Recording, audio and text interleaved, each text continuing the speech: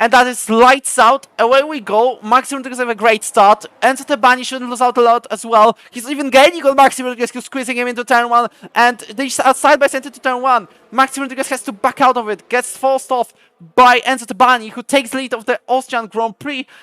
Tony Visey and Kyle Pulkkinen also making up places on the Alpine driver. There's also a cast of Mattia trying to make a move with a little bit of a touch from Jacob Argos. I believe he's got wing damage. 3 wide, 4 wide even, into turn 3.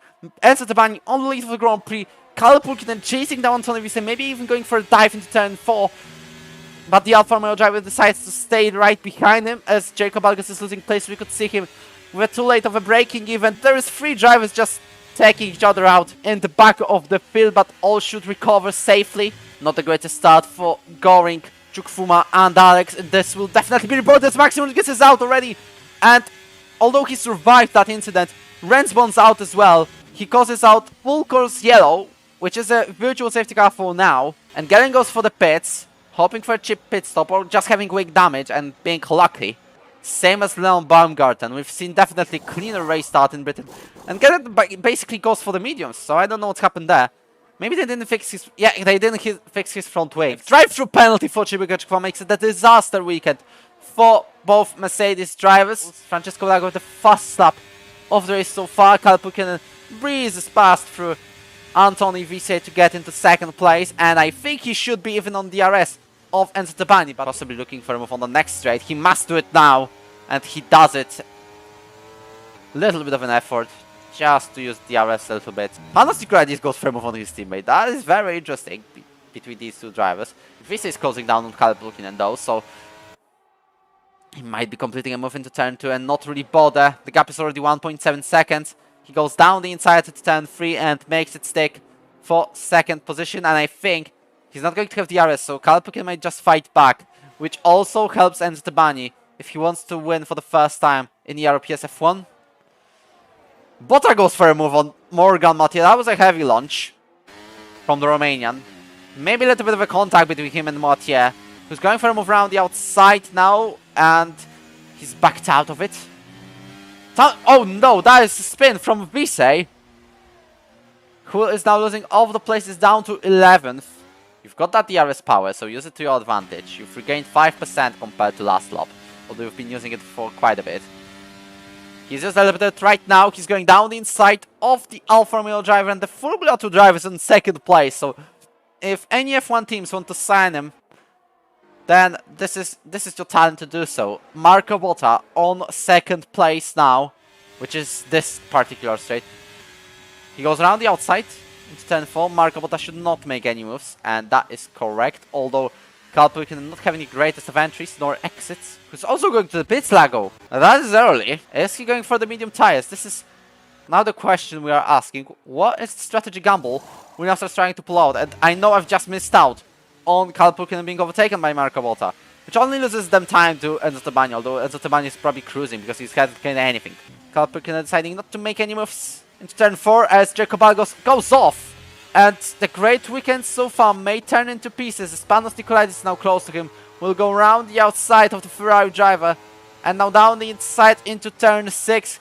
He's done the job in Goldwave place. Jacob Argos lost valuable time and DRS touched to the drivers fighting for the podium directly. If you look at the sky, I wish you could see it from this perspective. Jacob Argos gets a physical time penalty. Kyle Pulkkinen overtakes Botta.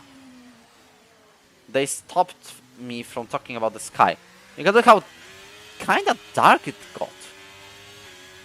Although Botta is now side by side with Pulkkinen, so we shouldn't really focus on that. And Botta is ahead of Pulkkinen and in the second place. What I mean is rain happening? That is the question. The gap between first and second is 3.6 seconds, by the way. So Enzo Tebani doing a Verstappen simulator, where you can only win by 30 seconds or you fail the challenge and get enough of time penalties to drop to fifth. Pulkkinen ahead of Botta again. As Botta chasing down Pulkkinen, down the inside he goes for second place. But Kyle Pulkkinen is going to perform a beautiful switchback to get him back into second. So not the greatest of moves from Marco Botta, although it was a great idea and it was exciting, so we love that one. We've already gone halfway through it. It's been exciting so far, as Ryan makes a move on both Aston Martins. to get into 5th place. Bota for a move on Pulkin, and there could have been a little bit of a contact there, but both are leaving this unscathed with just a little bit of a change. Bota is now ahead. It's raining already though, so we didn't expect that to happen. Actually, we expected, but I thought it could be a matter of couple of laps, but it's already there. It's raining here in Austria as Kalle Pulkkinen uses DRS power to overtake Marco Bottas when it's still possible and get into 2nd place. Soon. Lago decided not to waste any more time. Just goes ahead of Nikolaidis for position number 6, although it was kinda dangerous because he's just going to make a move on Ryan right now. He does it at this very moment. And Gallian spins round, which might suggest Inters are coming, as Lago uses Maxime Rodriguez. Virtual safety car has been deployed, as Michael Gallian lost his front wing entirely. And Senzo Tabani uses the usual pit lane rules, brilliant pit stop, to go for the Inters. Kalle Pulkkinen stays down, and it's the risky one, Marco Bottas as well.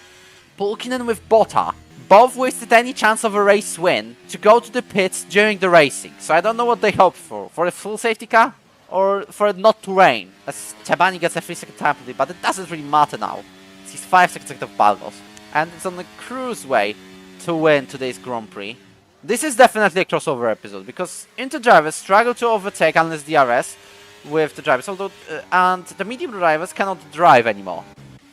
So I'm wondering, where's Jacob Balgos? Jacob Balgos is, check this out, not losing time on Morgan Mathieu.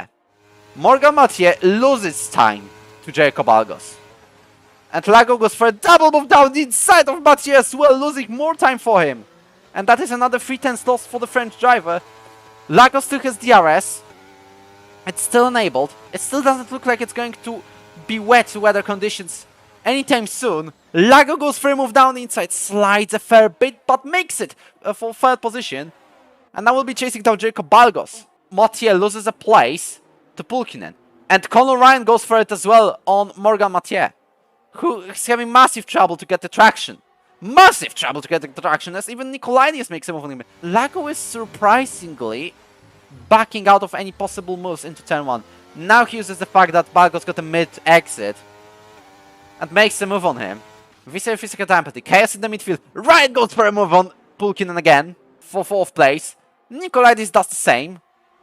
Although Kalle Pulkkinen now should gain time, although Nikolaidis goes for a move on the AlphaTauri driver. There is a little bit of a contact, but nothing major. But it shouldn't look like a difficult pass for Lago to take the lead of the Austrian Grand Prix, although he's locking up by quite a lot. Although he's taken the lead of the Grand Prix, we still have 5 laps left. So now I'm awaiting the sign that DRS is disabled. There's a massive contact between Ryan, Nikolaidis and Balgos, so these weather conditions are proving to be very difficult. Nikolaidis makes a move on Balgos.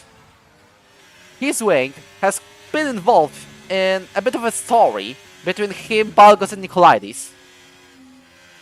And now he's been overtaken with a great pass. It's yellow flags in sector 3. This is the bunny who spun round, probably. Or he's gone low on fuel, he spun round. And this definitely loses him any chances of winning today, as Francesco Lago crosses the line to win for the first time in ERO PS F1. Panos Nikolaidis will finish 2nd place, but the Inter tires are showing that if the race lasted for like 3 laps more, we would have Tabani or Pulkkinen ahead of Lago. Mathieu finally has the redemption arc of a 4th place. Then we've got Tabani, but it's finally time to announce that the winner, the new winner on the cards of ERO history, is Francesco Lago, and he takes the W for the first time for the Williams. So 10 is the one to remember so far, as Lago with a win. Panos Nikolaidis on the podium again, and Kalle Pulkkinen is back there as well.